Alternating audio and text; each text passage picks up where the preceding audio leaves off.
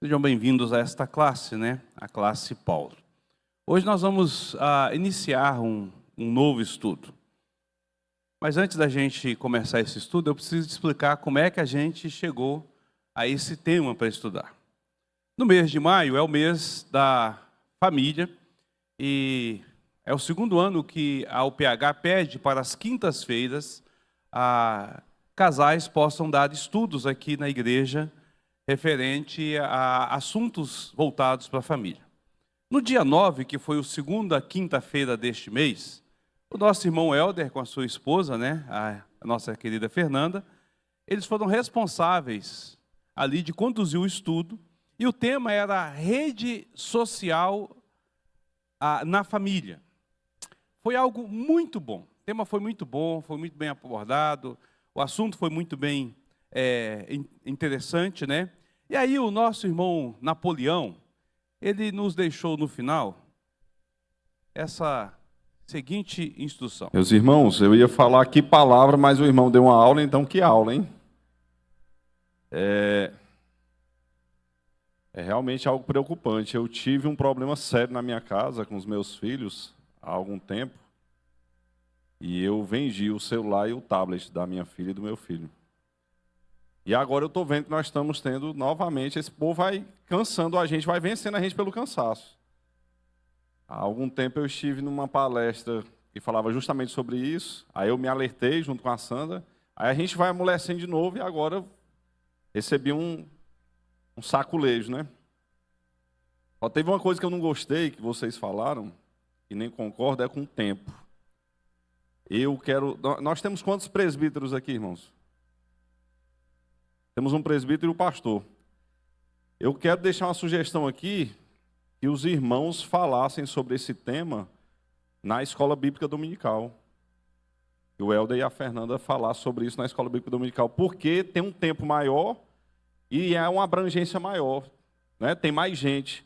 Eu sinto aqui que os irmãos ficaram com vontade de falar, de perguntar, de questionar. Eu também tenho vontade, eu também tenho minhas curiosidades, minhas dúvidas. É um tema, irmãos, que é como o Helder falou, a gente não pode se furtar mais disso, não. A gente tem perdido muita gente e a nossa família para isso. Então aqui ele colocou essa posição, logo em seguida eu procurei o Helder, terminou o estudo, já fui logo ali, Helder, bora conversar aqui. E já fiz o desafio para ele, para que a gente pudesse estar falando sobre este tema, E aí eu falei com ele assim, você fala sobre a parte da multimídia, como influencer que o senhor é das redes sociais, vai ter mais abrangência do que eu, mais qualidade em relação a isso. E eu vou falar sobre o tema, sobre a parte teológica referente a este assunto.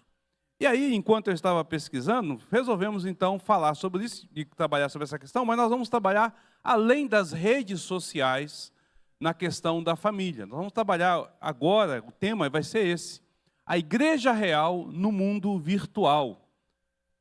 Nós vamos falar mais do que simplesmente sobre as redes sociais na família, mas como que esse mundo virtual, quanto que esse mundo digital, ele influencia a igreja e de que forma nós devemos de lidar com ele.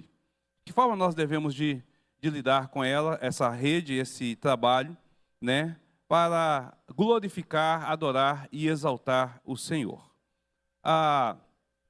Os irmãos são cientes de que eu não sou muito fã de redes sociais. Eu não sou muito fã, E eu cheguei à radicalização de não ter redes sociais. Agora, se você for lá no Facebook e no Instagram, você vai ver que eu tenho redes sociais. Eu abri lá o Instagram, o Facebook, As únicas redes sociais que eu tinha era o WhatsApp, e os irmãos lembram que eu fiquei um tempão resistindo para botar o WhatsApp, A Delene que falou, põe o WhatsApp, a minha esposa, eu coloquei.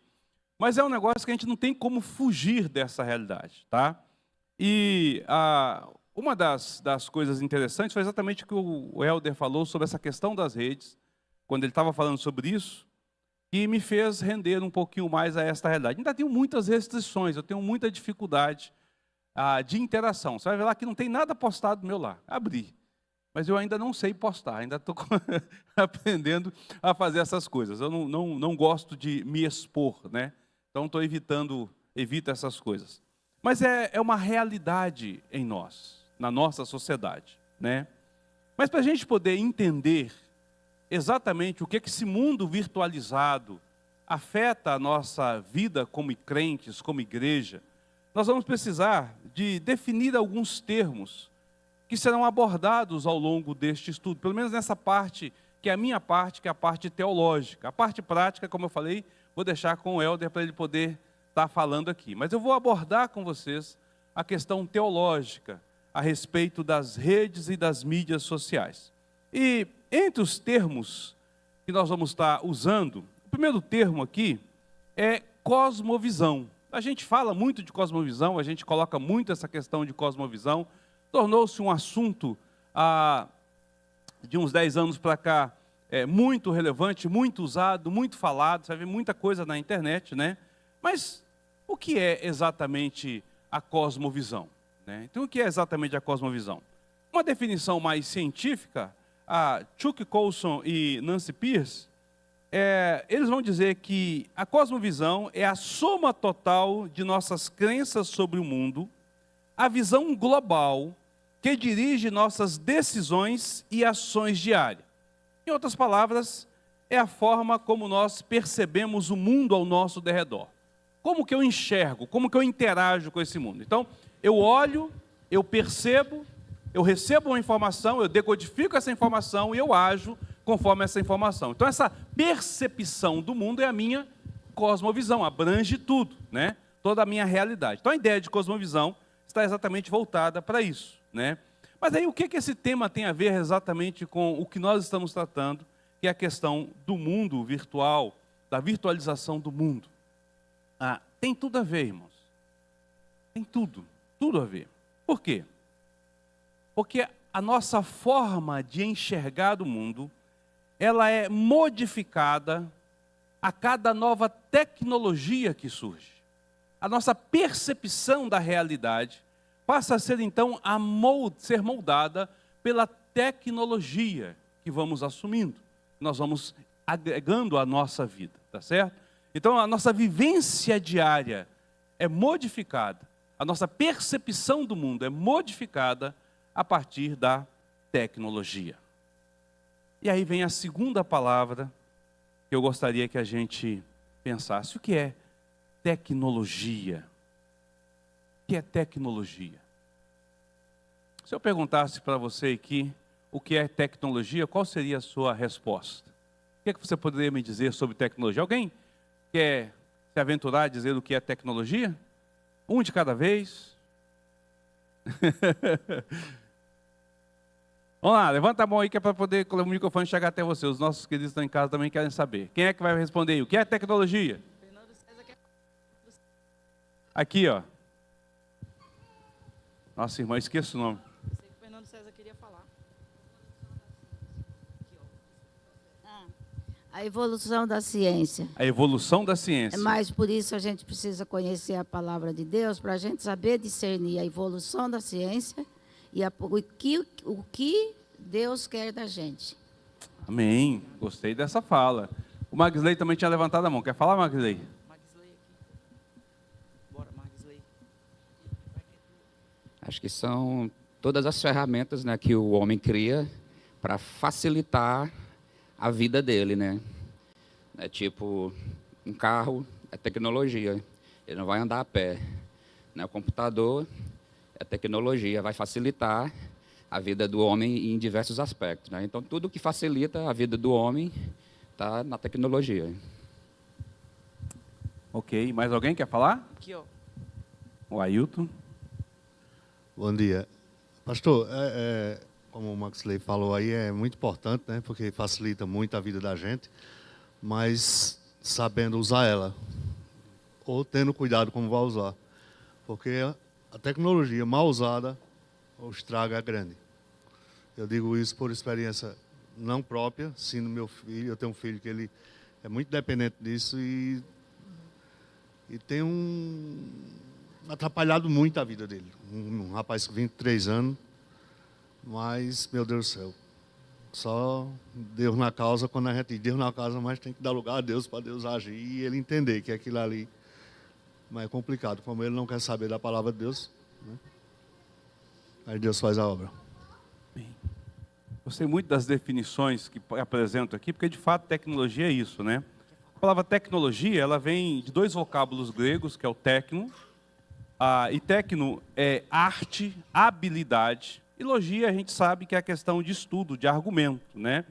Então, uma definição mais clássica de tecnologia é um tratado sistemático de uma arte.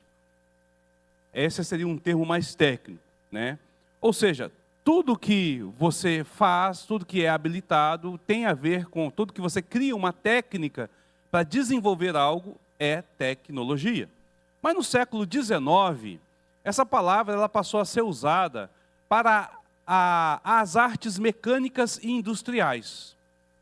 Então, carro, máquinas, trem, computador, celular, começou a ser usado nesse sentido. E mais recentemente, ela foi adotada quase que exclusivamente para a ideia dos eletrônicos e dos computadores, tá certo? Mas tecnologia é o conjunto de técnicas, é o conjunto de habilidades, de métodos e processos usados para a produção de bens e serviços.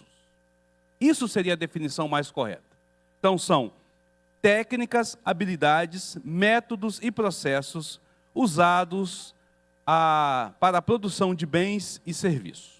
Nós dificilmente, por exemplo, pensamos em tecnologia com uma faca, um facão, uma colher, uma enxada, mas tudo isso é tecnologia. Um formão, tudo isso é a tecnologia, né? Então tudo que é manufaturado, desenvolvido, aperfeiçoado e é utilizado pelo homem envolve tecnologia. E aqui está o X da questão. Nós somos influenciados, irmãos, na nossa maneira de pensar e de interagir com o mundo por meio da tecnologia que nós temos acesso. A nossa cosmovisão ela é moldada a partir da tecnologia que nós temos acesso.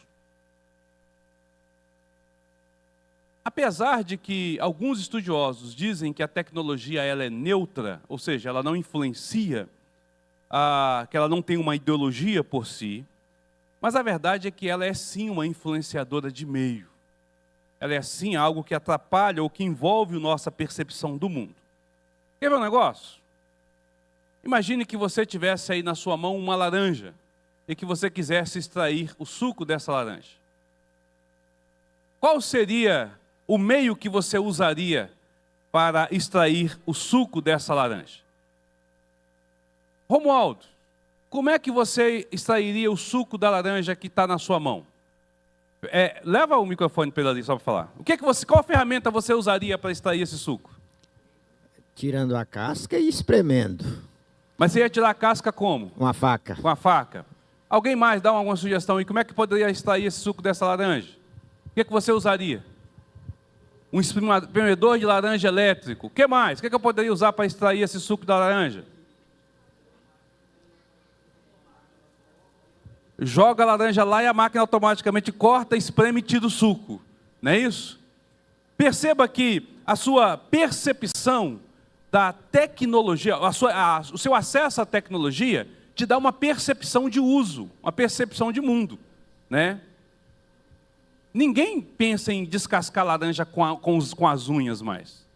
Ou vai usar a faca, ou vai usar uma máquina, ou simplesmente vai ali no mercado e compra o suco já espremido e fala assim, para que eu vou ter a dor de cabeça de espremer a laranja, se eu já tenho ele pronto ali na suqueira ali do lado ali, e eu vou usar essa tecnologia. Então, o seu processo de visualização e de interação com o mundo, ele foi alterado pela tecnologia que você tem acesso.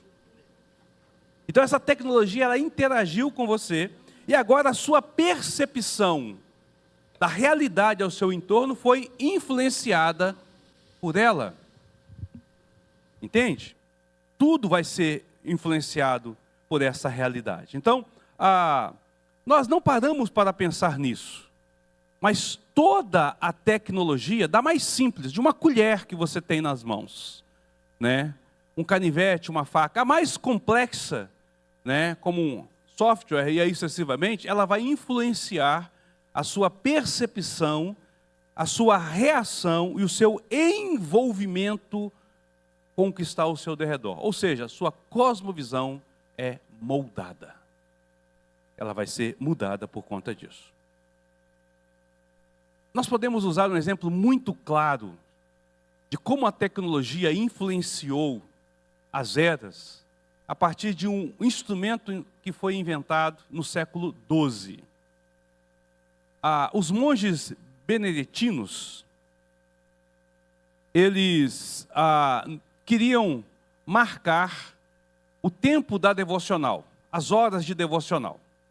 E na época deles existiam os relógios que movidos a energia solar, e eles criaram o relógio mecânico para medir o tempo, para fracionar o tempo e medir os momentos em que eles estariam fazendo devoção. Então, o relógio foi medido, segundo a história ocidental, foi inventado exatamente para isso, para regular os horários devocionais. Porém, o relógio marca e mede o tempo em qualquer domínio. E aí ele foi se popularizando, e ele começou a regular o tempo de trabalho, do comércio. Toda a nossa vida passou a ser regulamentada pelo relógio mecânico. Quer ver um negócio interessante? Nos grandes centros, você não mede mais a distância entre você e um evento, você mede o tempo. Se você estiver em São Paulo, Rio, Belo Horizonte, uma grande cidade, de grande movimento, você não diz assim, eu vou ali a 100 quilômetros de distância. Eu tenho um evento lá em Colinas, fica a 100 quilômetros de distância. Não, nesses locais você vai dizer assim, há tantas horas de distância. Porque a quilometragem ela foi afetada pelo fluxo de pessoas, pela realidade, e você precisa de verificar o tempo que você tem. Né? Você começa a medir pelo tempo. Frases como, tempo é dinheiro, não existiria sem um relógio. Vamos pensar nisso? Se você não tem um relógio para qualificar o tempo, horas, minutos e segundos, como é que você vai qualificar tempo como dinheiro? Você passa 1/3 da sua vida sobre um colchão. Já ouviu essa frase? Então você deve ter o melhor colchão porque você passa 1/3 da vida sobre o seu colchão. Como é que você sabe que você passa 1/3 da vida sobre o seu colchão? Alguém qualificou isso com o tempo. O relógio mecânico fez isso. Por quê? Porque o relógio solar não dava para fazer isso. Ele só funciona durante o dia. Então, a nossa percepção, ela passou a ser moldada por essa tecnologia. Nós somos moldados, então, pela tecnologia que começa a agregar e a entrar sobre nossas vidas. Abra a sua Bíblia lá em Gênesis, capítulo 4. Nós vamos ler do versículo de número 17 ao versículo de número 22. Aqui nós temos a primeira interação com a tecnologia nas Escrituras, já no início das Escrituras, falando dessa interação, da descoberta tecnológica. Gênesis 4, versículo de número 17 até o versículo de número 22. Gênesis capítulo 4, versículos 17 ao versículo número 22. Para quem está com dificuldade, Gênesis é o primeiro livro da Bíblia, então você pode abrir lá no início e colocar Gênesis, aí você vai encontrar 1, 2, 3, 4. Gênesis, diz assim o texto, eu vou ler e você pode acompanhar o texto. E coabitou Caim com sua mulher, e ela concebeu e deu à luz a Enoque. Caim edificou uma cidade e lhe chamou Enoque, o nome do seu filho. Enoque nasceu-lhe Irade, Irade gerou a Meusael, Meusael a Metusael, Metusael a Lameque. Lameque tomou para si 2 esposas, o nome de uma era Ada e da outra era Zilá. Ada deu à luz a Jabal, este foi o pai dos que habitam em tendas e possuem gados. O nome do seu irmão era Jubal, este foi pai de todos os que tocam harpa e flauta. Zilá, por sua vez, deu à luz a Tubal-Caim, artífices de todos os instrumentos cortantes, de bronze e de ferro. A irmã de Tubal-Caim foi Naama. Perceba, querido, que aqui nós vamos ver o relato de algumas tecnologias, né? Algumas inovações que começam a adentrar no mundo humano. No versículo número 17 diz que Caim edificou uma cidade. Ou seja, ele agrupou a sociedade em algo. Isso houve tecnologia. Construção de casas, estabelecimento de ruas, leis de movimentação, né? Tudo isso aí tem a ver com a tecnologia. No versículo de número 20, nós vamos encontrar aqui que haviam os habitantes em tendas.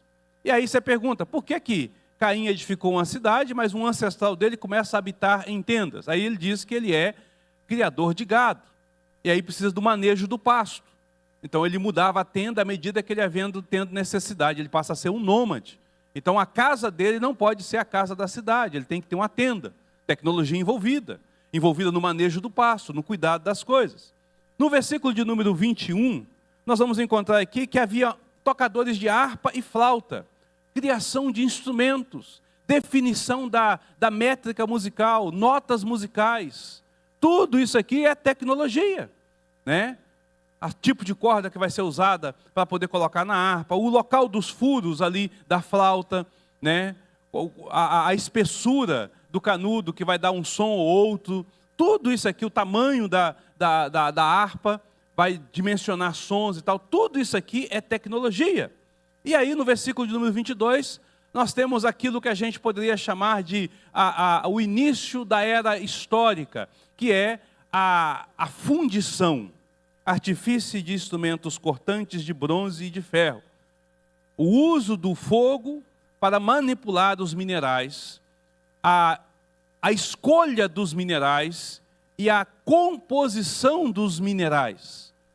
A têmpera do ferro, né? Mineral tal com mineral tal vai dar esse tipo de ferro.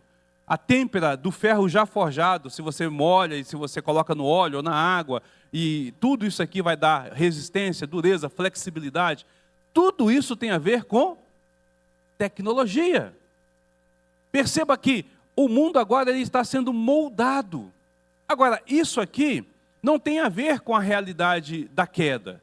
Apesar de que nós olhamos aqui e encontramos isso na genealogia de Caim, isso tem a ver com a percepção cultural, com aquilo que nós chamamos de mandato cultural. E eu já havia falado sobre mandato cultural quando nós falamos sobre a peregrinação da família na Bíblia, né? O que é? A ordem que Deus dá, que está lá em Gênesis, capítulo 1, versículo 28, e que vai nos dizer: sede fecundos, e Deus abençoou os seus... Deus os abençoou e lhes disse: sede fecundos, multiplicai-vos, enchei a terra, sujeitai-a, dominai sobre os peixes do mar, sobre as aves do céu e sobre todo animal que rasteja pela terra. Aqui está a ordem para o uso da tecnologia. Quando Deus dá ao homem a capacidade de dominar, dá ao homem a capacidade de sujeitar, então ele vai trabalhar esta realidade. Veja, nós encontramos aqui a tecnologia. Os descendentes de Caim, eles dominaram. Os descendentes de Caim, eles manipularam. Os descendentes de Caim, aqui, eles fizeram a interação necessária, eles progrediram, criando ferramentas, criando situações a partir da natureza que estava sobre as suas mãos. Júnior, nossa, quase não sai. Fugiu o nome do homem aqui? O Júnior ali. Pastor, eu vi umas definições desse versículo aí, principalmente sobre essa palavra aí, sede fecundos. Né? E eu não sei se está correto, queria ouvir a sua opinião. Que lá falava que o sede fecundo seria naquela questão de sejam produtivos e tal, tipo, fosse um mandato cultural de a gente, em relação ao trabalho, né, do homem e tal, de buscar isso, né, ser excelente e tal, e de trabalhar, de ser produtivo. É correta essa afirmação? A palavra, no original, ela também serve para essa tradução. A ideia de ser fecundo ou ser produtivo, ela tanto vai servir para a reprodução humana, quanto exatamente para a manipulação humana, ou seja, para a produção da sociedade em si. Sim, faz sentido. É por isso que a gente chama isso de mandato cultural. Ela está dentro desse contexto, está dentro dessa realidade. Mais alguém? Tem alguma pergunta, alguma fala aí? Fale agora o cálice para sempre.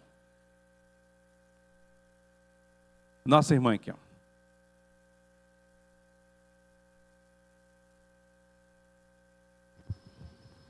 Sobre cremação. Só para o pessoal poder ouvir. Mas não precisa sair fora do assunto, porque eu acho que é um assunto assim para uma aula. Aham. Sobre cremação. Cremação. Cremação é algo assim que na Bíblia, segundo o que eu já ouvi, diz que não consta. Então, se não consta, Deus diz que nós viemos do pó e volta ao pó. E é uma tecnologia a cremação, né? É uma evolução. Aí, como é que fica? Se você for cremado, como é que aconteceu? Foi enterrado. E aí, está certo, está errado? Eu queria ser cremada, mas eu quero me aprofundar mais sobre o assunto. Pois é, minha irmã, interessante isso. Não é? Olha só, é interessante, sabe por quê? Isso foi discussão teológica para 50 anos dentro da igreja.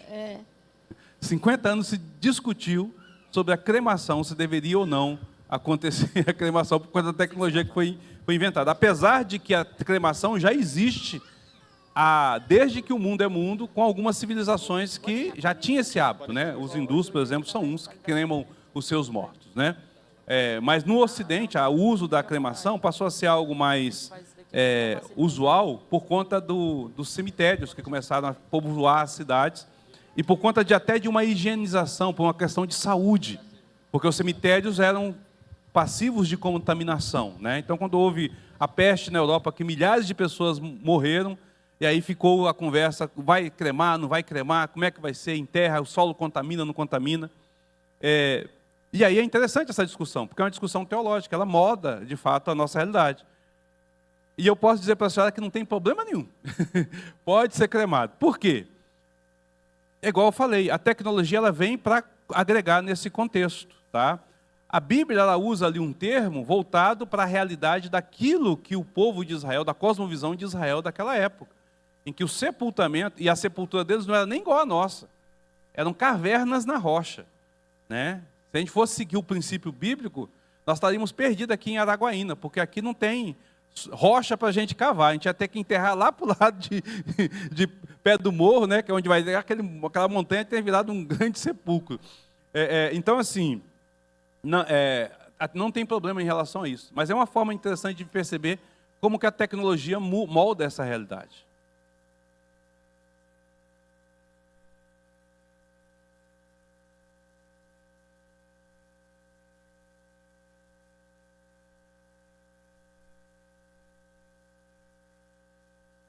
Pois é, essas pessoas que trabalham essa realidade, são as mesmas que vão estar vivendo como os quakers na Europa, entendeu?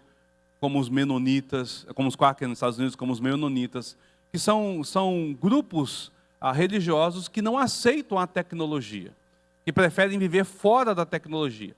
Só que é um problema isso. Nós vamos discutir isso mais à frente, entender isso aí um pouquinho mais à frente, tá certo? Mas eu posso dizer para a senhora que não tem problema nenhum. Pode ser cremada sem problema, tá certo?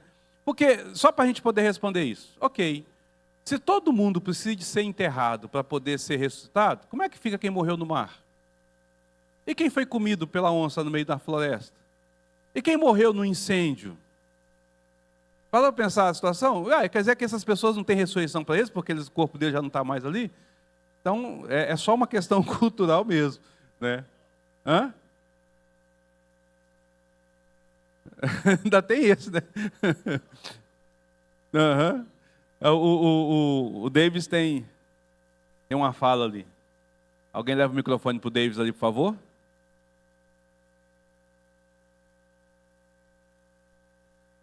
É interessante, por isso que eu falei. Uhum. Não. Bom dia, irmãos.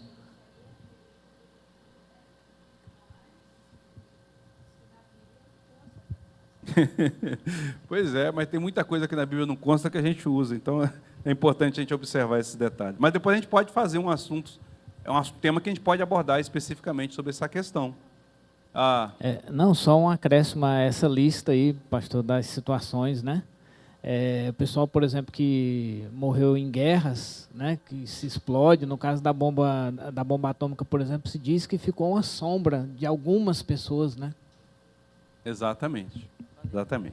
Vamos lá, vamos voltar aqui. Olhando para o texto, então, de Caim, eu acho interessante a gente voltar para esse contexto aqui, porque é o seguinte, Gênesis trata da origem de tudo, inclusive da origem da sociedade, a origem do pecado, a origem do mandato cultural, tudo está envolvido com isso aqui. E aqui nós temos a origem da tecnologia. Poxa, as primeiras ferramentas, os primeiros contato social, organização social está sendo registrado aqui. Pensa na complexidade de que é uma cidade, irmãos, ainda que ela seja primitiva. As leis de convívio social, a questão da vizinhança, o tipo de construção que tem. Naquela época as casas eram de madeira, era de barro, era pau a pique, foram feitas de pedra. Precisava de porta, janela, não tinha. Como é que era o convívio? Tinha um quintal particular, tinha um quintal comum. Usavam a mesma fonte de água. Como é que funcionava o sistema de esgotamento ali? Tinham fossas sépticas, tinha um local onde todo mundo fazia as suas necessidades, usava pinico. Tudo isso está envolvido na concepção da cidade. Tudo isso envolve tecnologia, manufaturamento, envolvimento, habilidade. Está ali registrado. A gente não para pensar nesses detalhes, né? Quando fala sobre a questão das tendas, né? Habitava em tendas.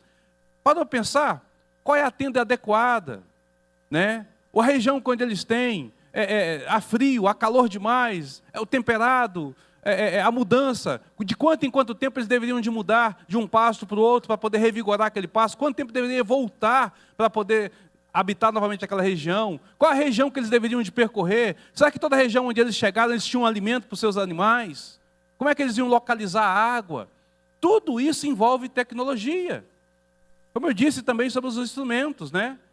O tipo de caniço que vai fazer a flauta, o tipo de madeira que vai ser usado para a harpa, o tipo de corda que vai usar, o fio que vai ser usado para fazer, para dar o som, né?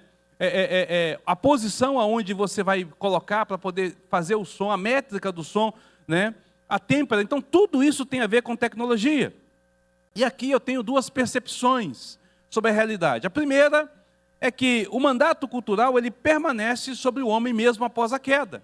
Porque o primeiro que vai lidar com a tecnologia não é aquele que está sendo obediente a Deus. O primeiro registro é justamente do pagão, do que ofendeu, do que foge da presença de Deus. É ele quem vai ser o primeiro registro. Eu acho interessante isso. Isso mostra que aquilo que foi dado por Deus permanece. Então nós não podemos olhar para a tecnologia e dizer, isso é mal. Isso é totalmente mal, isso é totalmente ruim.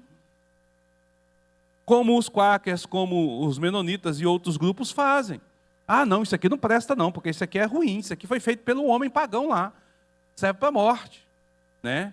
Como foi, o Daniel quer falar ali, leva o microfone, por favor, para o Daniel. Como foi, por exemplo, há umas décadas atrás, com os pentecostais, né? Você desliga, não tem a televisão, porque a televisão é a coisa do inferno, é a coisa do diabo. Não tem a televisão na sua casa. Né? Ao ponto de pessoas entrarem na casa para fazer uma visita, e se ele vê a televisão, ele se colocar de costa, que é para ele, nem ela desligada, ele olhava. Eu já vi isso acontecer. Não, isso aqui é do diabo. Não aceito isso aqui. Né? Então, isso faz a gente pensar. A tecnologia ela é algo que Deus permitiu que o homem fizesse. Ok? Daniel? Não tem muito a ver com o tema, não. É só comentando sobre o que o Júnior falou a respeito da palavra fecundos, é que eu achei que ia ser comentado, mas para não ficar solto, né? Que às vezes essas palavras elas são usadas por outros grupos para justificar argumentos, né? E aí é importante observar o contexto do texto nesse sentido. Fecundos realmente, assim como no português, tanto no original como no português, tem a ideia de fecundar, de ser produtivo, né? De dar frutos. Só que logo depois vem multiplicai-vos. E aí essa palavra deixa bem clara qual é a intenção do uso da palavra, né? Por que eu estou dizendo isso? Só para não ficar solta a informação, porque senão dá a impressão de que o texto não fala sobre ter filhos, mas sim sobre trabalhar. E não é a intenção do texto, né? E alguns grupos, hoje em dia, usam esse texto para argumentar para esse lado. É só isso mesmo. Tem muito a ver com... De fato, a palavra tem a ver com filhos, mas também tem a ver com produção, é aquilo que eu falei, né? Ela serve para as duas coisas ali, e aí quando coloca multiplicar, você traz para essa questão ali, por encher a terra, na verdade nem por multiplicar, mas por encher a terra, traz essa questão do domínio, mas ela vai somar com com a ideia de domínio ali em produção mesmo, nessa realidade que está sendo colocada. Precisa ter um bom estudo do texto. Bom, a segunda colocação que a gente tem que perceber, quando nós olhamos para a tecnologia, para o que está registrado, primeiro a tecnologia em si, ela é uma dádiva de Deus. Produzir, construir, descobrir, fazer, é uma dádiva de Deus ao ser humano. Isso vem antes da queda. Porém, a segunda coisa que a gente tem que perceber é que o mandato cultural também é afetado pela queda. Ou seja, ele não é neutro. A tecnologia, ela tem uma inclinação por conta da queda do homem. E é aqui que entra a grande questão. Os descendentes de Caim, eles usavam suas inovações, e a ideia, a princípio, é para o bem-estar. Mas todas essas inovações que aqui estão, elas trazem a própria desgraça para o homem. Ela está registrada na parte daqueles que abandonam o Senhor, como alguém que quer viver de forma independente do Senhor. Não que os outros não usavam, né? As cidades passaram a existir. Tinham facas, usavam flautas, usavam harpas, né? Moravam em tendas. Abraão morava em tenda. Então, a tecnologia foi usada. Mas por que ela está aqui? Porque ela tem uma influência sobre as nossas vidas. Ela vai nos levar ao contexto dessa ideia de autonomia, de autossuficiência. E este é o perigo em relação à tecnologia. Nós somos moldados pela tecnologia, nós somos influenciados pela tecnologia que está ao nosso derredor, mas a gente tem que tomar cuidado para que essa tecnologia não venha a nos desfigurar como imagem de Deus. Tá certo? Não desfigurar com a imagem de Deus. É interessante quando você lê o texto aqui, a intenção é contar a história da descendência de Caim, e logo após ter sido criada a cidade, nós temos poligamia. Lameque tinha 2 mulheres. Logo após, nós temos um homicídio por nada, um assassinato. Matei alguém porque não gostei. Consequências do contexto social, do envolvimento social. Pergunto, qual o lugar mais violento para você morar em relação ao convívio social? A roça ou a cidade? Aonde você corre mais risco de violência? Do homem para com o homem? Não é na cidade? Então perceba que aquilo que tem como algo bom, ela também participa na construção do que é ruim. As descobertas vão tendo essa realidade sobre nossas vidas. Derek Schumann escreve um livro muito interessante, e se você gosta dessa área, eu aconselho você a ter esse livro. Moldando o Mundo Digital. Fé, Cultura, Tecnologia Computacional. Ele é um expert na área da computação, da engenharia de computação, tá certo? Esse Schumann, professor, ele é inglês, e ele escreve esse livro para tratar deste assunto. Ele faz uma pesquisa muito interessante, ele cita vários filósofos cristãos, eles citam pensadores, eles citam críticos da cultura, eles citam historiadores, ele cita bastante gente nesse livro, vale a pena você dar uma lida. E aqui ele cita um crítico cultural chamado Neil Postman, que explica a não neutralidade da tecnologia da seguinte maneira. Eu vou ler aqui para vocês. Incorporado em toda a ferramenta está um viés ideológico, uma predisposição para construir o mundo como uma coisa em vez de outra, para estimular uma coisa em detrimento de outra, para ampliar uma percepção, habilidade ou atitude de forma mais intensa do que outra. O que ele está dizendo aqui? Não tem como ela não ter essa realidade. Ainda que quem fez a tecnologia, ele quer influenciar o meio. Quem pegou a têmpera e fez a primeira faca, ele tem uma utilidade para a faca. Há um ideal na faca. cortar carne, cortar um peixe, se defender. Há um ideal. Então a ideologia está por trás da tecnologia que foi desenvolvida. Tá certo? Não tem como você isentar isso. Ah, não, a tela é neutra. Não, ela nasceu por alguém pensou na utilidade daquele bem. Às vezes nós conseguimos pensar isso de forma muito clara, por exemplo, na questão bélica, né? Uma bomba, uma arma de fogo. Nós pensamos, não, isso aqui, qual é a finalidade disso? Matar. Ah, não, eu uso para autodefesa. Mas é matar. A finalidade dela é matar. Ela tem uma finalidade. O uso dela é outra questão, mas ela tem uma finalidade. Entende? Quem inventou a faca da cozinha, inventou para uso na cozinha. Já pensou você sem faca? Como é que seria a sua vida sem uma faca? Já pensou uma vida sem uma faca, irmãos? Então, tem uma ideologia por trás.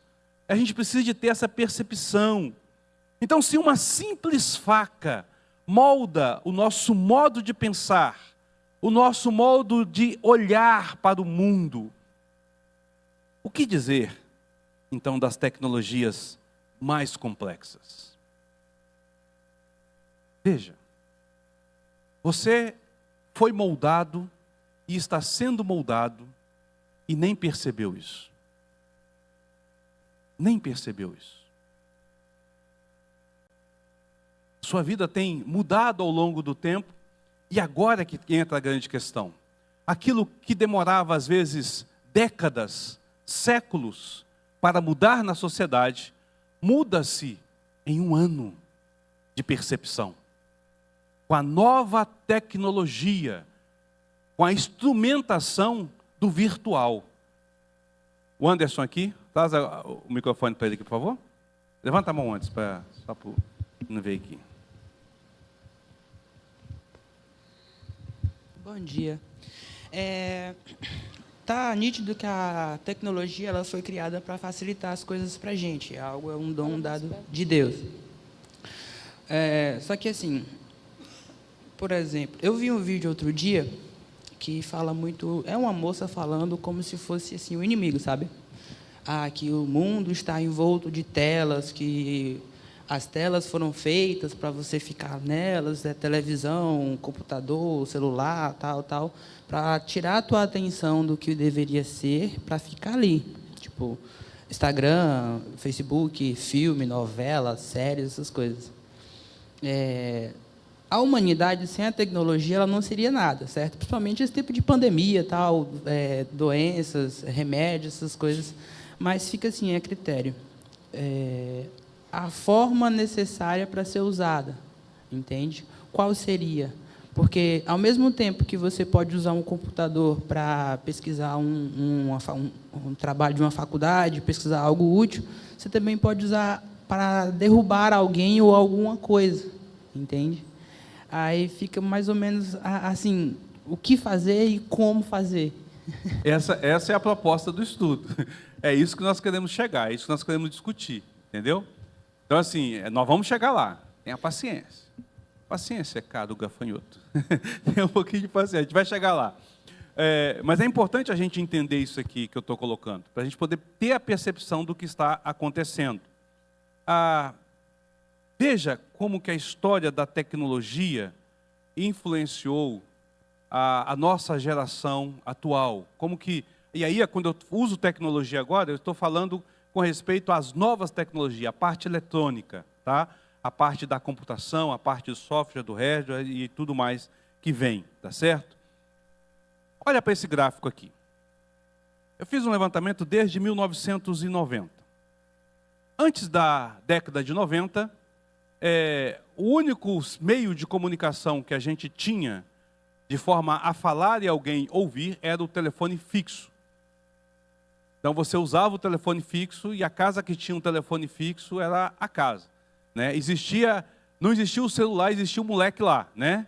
Moleque, vai avisar fulano que ligou para cá. Geralmente, no bairro, tinha alguém que tinha telefone e ele era o responsável por recados para todo mundo. Chegou ao ponto de ter ponto telefônico público, que tinha um atendente só para anotar recado e uma pessoa só para levar nas casas. Né?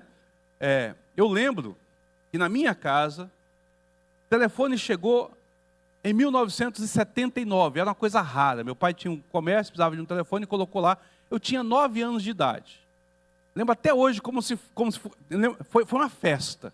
No canto da sala, assim, no cantinho, tinha uma mesinha própria para o telefone, e aquele aparelhinho compridinho ali, vermelho, né, colocado ali. Veio o técnico, ligou e deu uma aula de como usaria, no discado, como usaria o telefone, né? E era todo mundo esperando o telefone. A primeira coisa que a minha mãe fez foi pegar o telefone e ligar lá para o bairro onde a minha mãe morava, minha avó morava, minha avó não tinha telefone, e mandar chamar minha avó. Ela largou o almoço para ir lá atender o telefone e falar assim: mãe, eu agora tenho o telefone. No outro dia o telefone toca. Era umas 10 horas da manhã. Minha mãe está mexendo no almoço. O telefone tocou. Trim, trim, trim.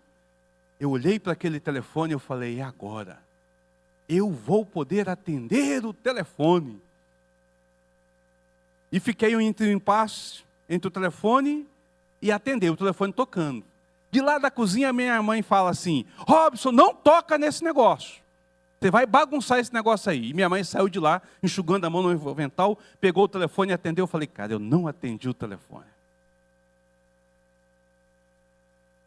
Nesse período, queridos, você tem ideia que é aquela coisa. Quando chegou a noite, meu pai chegou em casa, minha mãe falou assim: Cássio, você acredita que o Robson ia atender o telefone? O telefone tocou, ele ia atender o telefone. Que absurdo! Meu pai me chamou e falou assim: você ia atender o telefone? Eu falei: ia. E você sabe atender telefone, menino? Ele esqueceu que a gente tinha televisão. Ainda que era preto e branco, tinha televisão. E a gente via telefone. Sim, pai, eu vi nos filmes. Menino esperto, olha. Cleusa, próxima vez deixa ele atender para ver se ele sabe mesmo. Telefone, irmãos. Isso aconteceu comigo. 1979. Ó, quanto tempo tem isso aí? Né? Então, para um menino atender um telefone é uma coisa absurda. Na década de 90, nós temos a introdução do celular na sociedade brasileira. O celular chega aqui, telefone móvel. Os mais antigos vão lembrar dos tijolões que eram, né? Pesava quase 1 quilo o bichinho. Durava 10 minutos a bateria, mas era uma coisa uma felicidade ter um celular. Em 1992, presta atenção, a população do Brasil era 155,9 milhões de habitantes. E nós tínhamos, em 1992, 30 mil celulares. Isso equivale a um celular para cada 5.192 habitantes. Era uma inovação. Meu primeiro celular eu adquiri em 1994. Um Motorola. Quase não funcionava. Entrava no elevador, não funcionava. Entrava no túnel, não funcionava. Você saía 2 metros da área, não funcionava. Cheguei a subir em árvore para atender telefone. Estou falando sério. Mas eu tinha um telefone móvel. Antes eu usava um bip, um pagerzinho, para poder comunicar. Mexia com obra, tinha que estar de um lugar do outro. O celular foi uma maravilha. 30 mil celulares. Um celular a cada 5.196 habitantes. 20 anos depois, 2010, população do Brasil, 190,7 milhões de habitantes. Número de acesso à internet, 72 milhões de usuários. Já não estou nem falando de celular, porque já ninguém liga mais. O negócio agora é internet. 1930 é a era em que o telefone... 1970 e 90 é a era em que o telefone chega em nossas mãos. E a nossa preocupação era em falar com alguém fora de casa. 20 anos depois, nós estamos interagindo com a internet. E aí, queridos, 1 a cada 2,6 brasileiros está agora online. 2010. Está online. 14 anos depois, 2024, população brasileira, 220,5 milhões de brasileiros, conforme a apresentação. Conexão mobile. Conexão móvel, já não é mais só a internet, a conexão móvel. Ou seja, a internet aonde você quiser, no seu celular. 210,30 milhões de pessoas. O que significa que 96,9% da população brasileira está conectada à rede mundial. Da criança ao idoso. Da criança ao idoso. 96,9%, 3,1% da população não tem conexão. O restante está com a conexão móvel nas mãos, movendo daqui e para ali. Todo mundo tem acesso.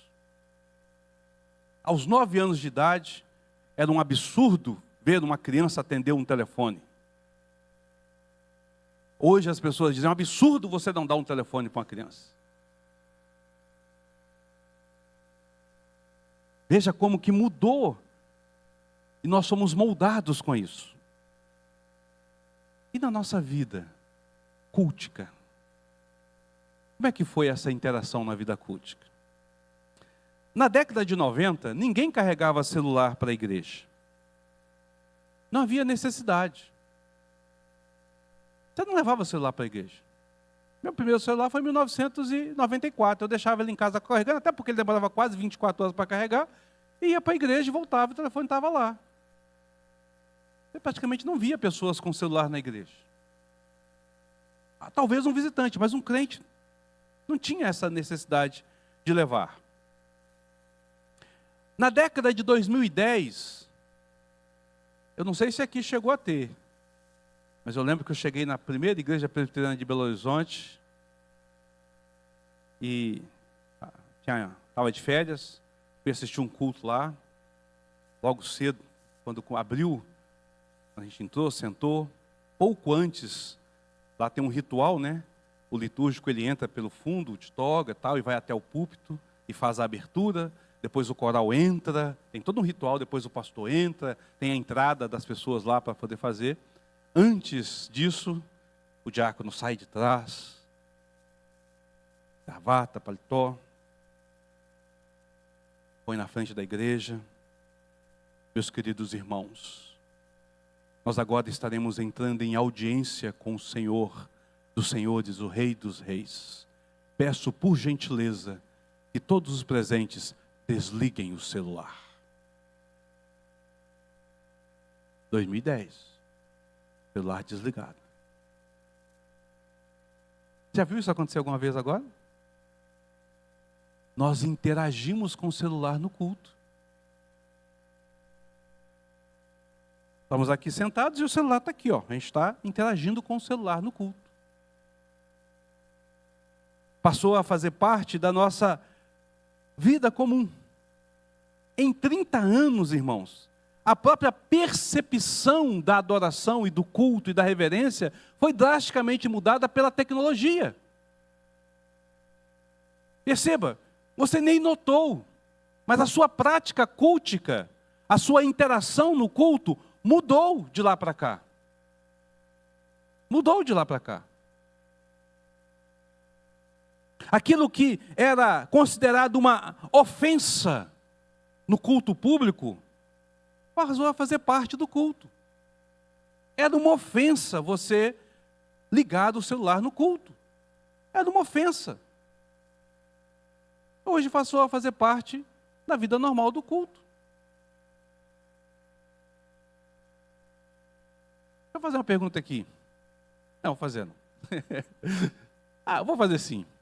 Quem não está com o celular aqui, levanta a mão. Tem um grupo bom sem celular. Mas a maioria está com celular. Não, vou perguntar isso não. Perceba que é uma mudança. Agora, olha como é que essa mudança é tão rápida em relação à história da mudança cultica ao longo das gerações. A Bruna aqui, por favor, microfone. Tá, a Bruna falar, depois eu coloco aqui.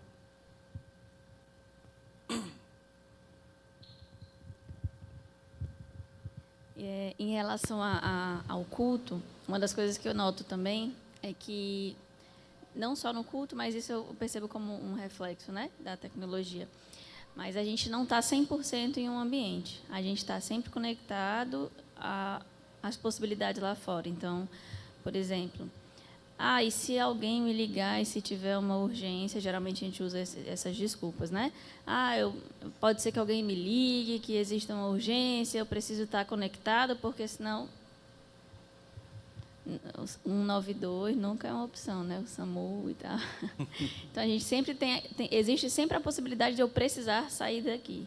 Da mesma forma, em outros ambientes também. Não, eu preciso estar conectado, porque pode ser que alguém precise de mim, ou pode ser que me liguem, precisem falar comigo.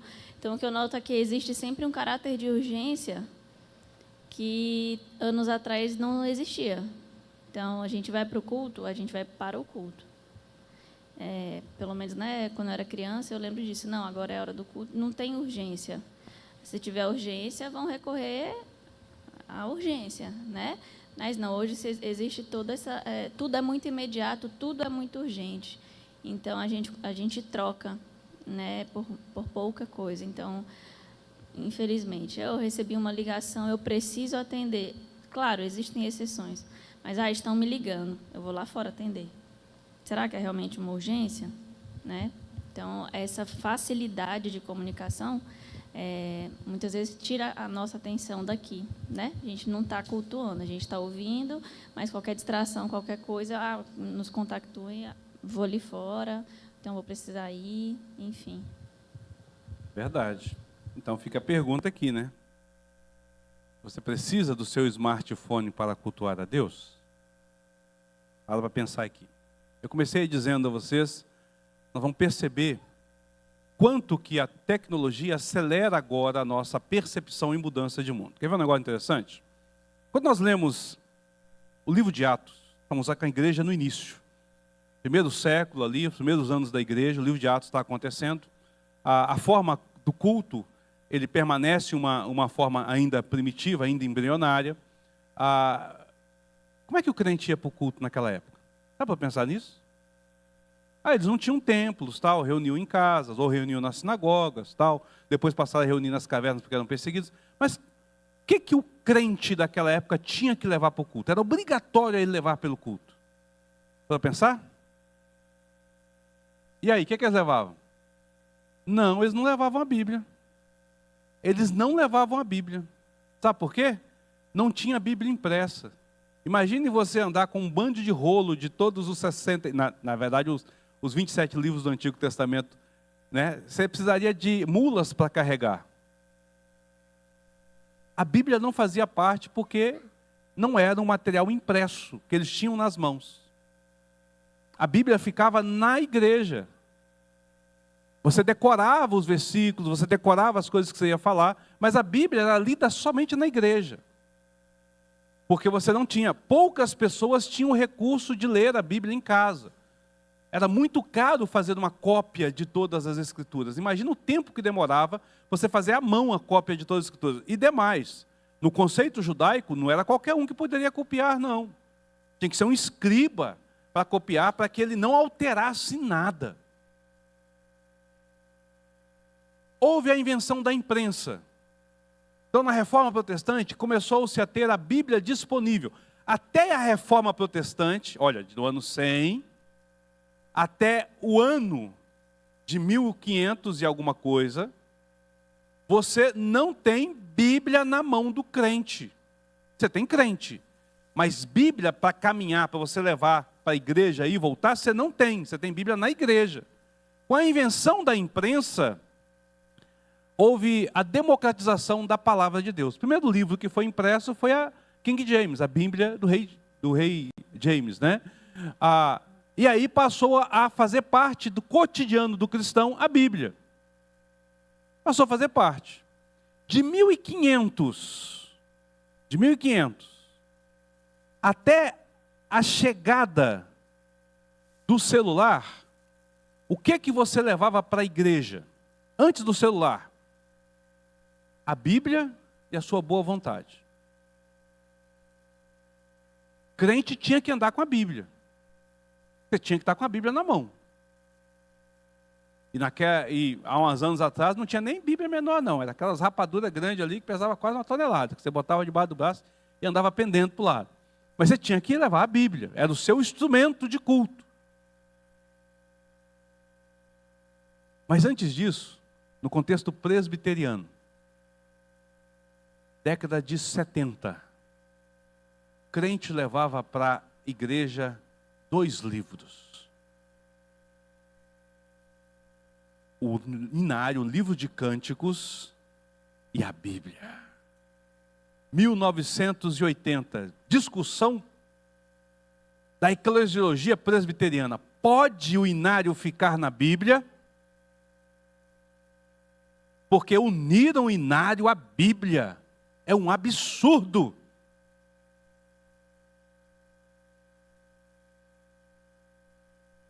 $2.000. Para que eu quero Inário? Se os cânticos estão todos projetados ali. 2020. Para que eu quero Bíblia? Se eu tenho o celular. Gente, 100 depois de Cristo, 1500 depois de Cristo. São 1400 anos, ninguém leva a Bíblia. 1500 depois de Cristo a 2000. A Bíblia passou a ser a responsabilidade do crente, até o ano virado do ano 2000. O crente leva a Bíblia, são 500 anos. De 2000 a 2020, não precisa de levar mais a Bíblia, eu tenho ela no smartphone. 20 anos. Percebe a mudança da percepção e o quanto isso vai mudando ao longo do tempo, muito mais estreitamente com a introdução da tecnologia. Então nós começamos a ter essa realidade. Dificilmente você irá admitir que você não precisa do celular no culto. É aquilo que a Bruna falou. Não, mas e se alguém me ligar? Uai, como é que seria no passado? Como é que ficava no passado? Quando você saía e ia para a igreja, para passar 1 hora na igreja, e o seu telefone fixo estava na casa da vizinha, que nem na sua casa você tinha. Mas a sensação de urgência é porque eu estou com a comunicação nas mãos. A Bruna falou em ligar, mas ninguém liga mais. Piscou a mensagem, você abre o WhatsApp. Aí você está interagindo aqui com o texto bíblico e pisca uma mensagem, você dá uma lidinha, não é importante não, volta para cá para o texto bíblico. A sua interação cultica foi alterada. Eu não estou dizendo o que é certo ou o que é errado, eu estou mostrando para vocês que a nossa percepção de mundo mudou. A tecnologia afetou completamente a forma como nós vivemos. O smartphone hoje é uma extensão do nosso corpo. Tem crise de abstinência de interfone, de smartphone. Quem podia pensar, onde que o meu avô iria pensar que um dia alguém ia estar viciado num aparelho eletrônico ao ponto de ter crise, porque ele não pode ficar afastado dele 1,5 metros de distância. Pega o telefone, tira, coloca 1,5 metros de distância, a pessoa começa a suar frio, como se faltasse uma parte do corpo. Tem que pegar o telefone, tem que colocar no bolso, tem que estar perto. A percepção, a interação com o mundo foi mudada. É um negócio interessante. Você sai de férias. Aí você vai passear. Qual a primeira coisa que você faz? Pega o telefone, ó. Tem que registrar esse momento. Não. Você tem que publicar esse momento, não é o registro. Você não guarda para si. Você já lança nas mídias sociais, que é para todo mundo saber que você está ali. É natural, é instantâneo.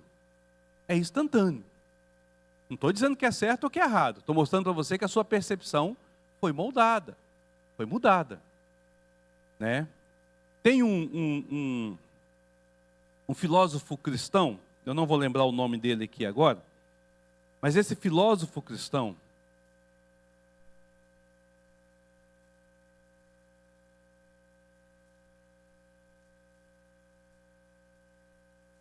porque a casa está vazia. Está de férias, é verdade. Eu não lembro mais o nome desse filósofo, não anotei aqui. Depois eu posso trazer para vocês, mas está nesse livro que eu passei, né? Se depois você quiser ler, pode ler esse livro.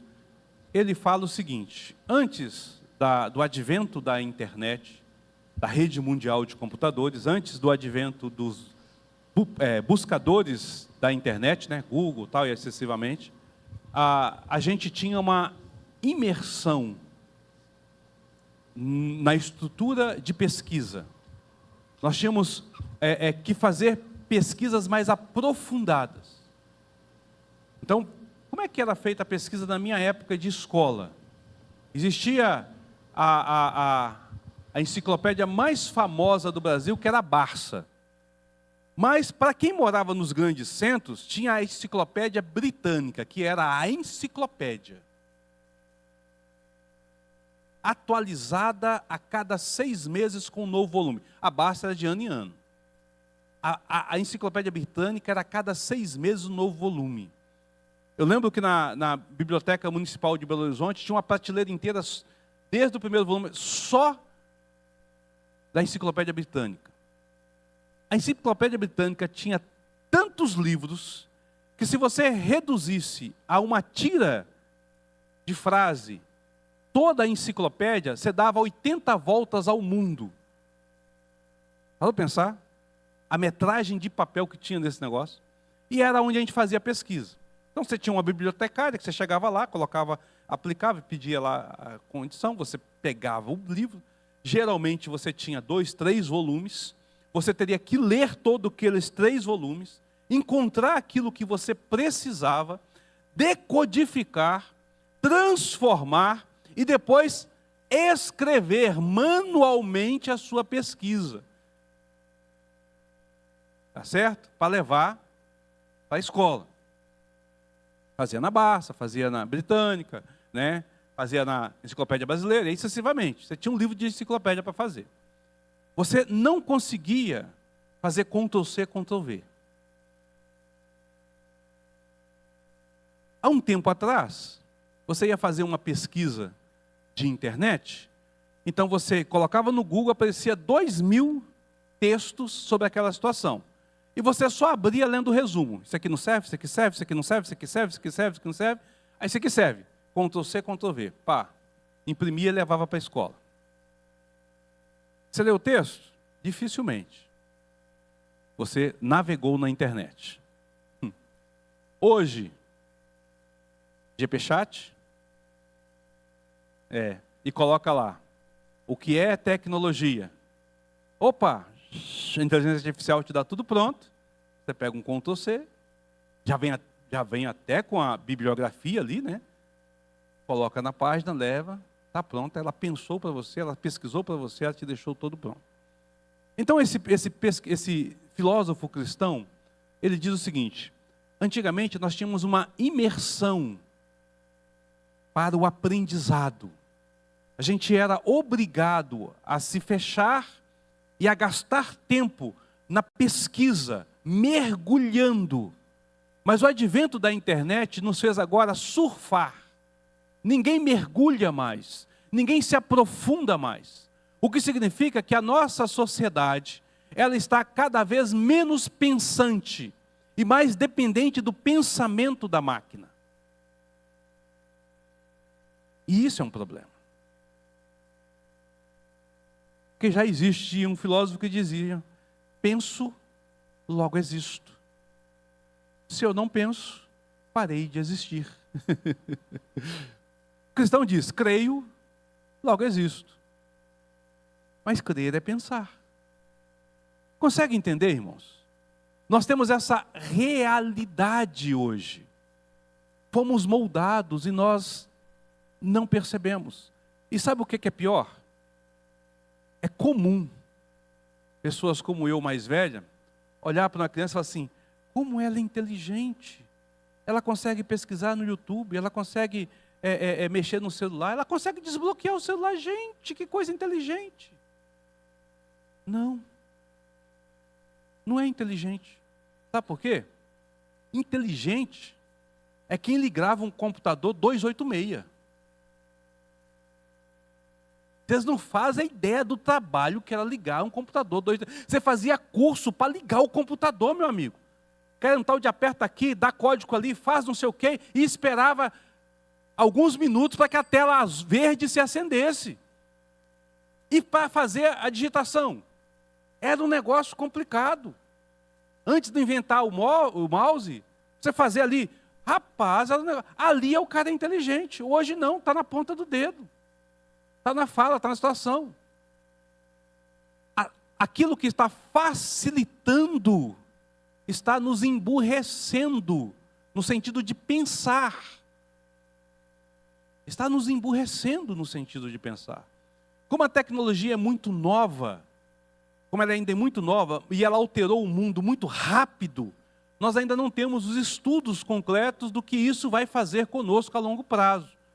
Mas os filósofos, os sociólogos, os cientistas já têm alertado sobre o mal que ela vai trazer para nós se continuar do jeito que está indo. Para a humanidade de um modo geral. Já tem alertado. Então a gente precisa de pensar sobre isso. Bom, vou parar por aqui. Queria só mostrar para vocês o quanto nós somos influenciados, fazer vocês pensarem sobre isso, né? Esse é o tema de hoje. Mas perceba que nós nem entramos no mundo virtual, né? Falei só de tecnologia e abordei a questão do computador. Mas para a gente poder pensar sobre isso, tá ok? Semana que vem a gente continua em nosso estudo. Não tem versículo, tá, irmãos? Eu não separei versículo para a gente poder falar. Mas, Zilma? E perguntas, dúvidas, comentários. O Tiago tem algo a falar ali, deixa lá o Tiaguinho falar. Enquanto a irmã Zilma vem aqui, as salas também estão chegando.